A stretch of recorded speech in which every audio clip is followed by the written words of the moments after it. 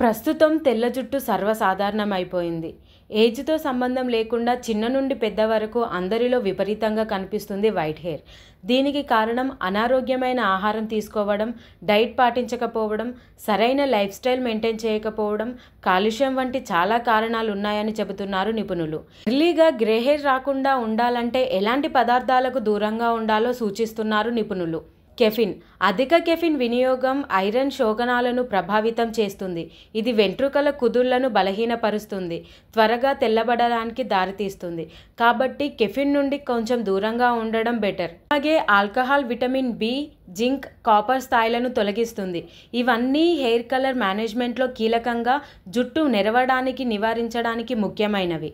అలాగే అధిక చక్కెర కొల్లజన్లను దెబ్బతీస్తుంది. న్యూట్రిషన్ బ్యాలెన్స్ కారణంగా బలహీనమైన జుట్టు ప్రీమెచ్యూర్డ్ గ్రే హెయిర్కి దారితీస్తుంది. చక్కెర, రసాయనాలతో నిండిన కార్బోనేటెడ్ డ్రింక్స్ జుట్టు పిగ్మెంటేషన్ను నిర్వహించడానికి అవసరమైన పోషకాలను క్షీణింపజేస్తుంది.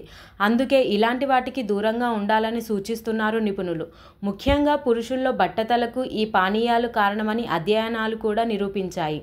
దానితో పాటు వేయించిన ఆహారాలు అనారోగ్యమైన కొవ్వులు కలిగి ఉంటాయి, వాపుకు కారణమవుతాయి, జుట్టు రంగుకు కారణమయ్యే మెలనిన్ ఉత్పత్తిని ప్రభావితం చేస్తాయి. అధికంగా ప్రాసెస్ చేయబడిన స్నాక్స్, చిప్స్, క్రాకర్ పోషకాలను కలిగి ఉండవు. వీటి వల్ల విటమిన్ లోపం తలెత్తుతుంది, తద్వారా చిన్న వయసులోనే తెల్ల జుట్టుకు దారితీస్తుంది.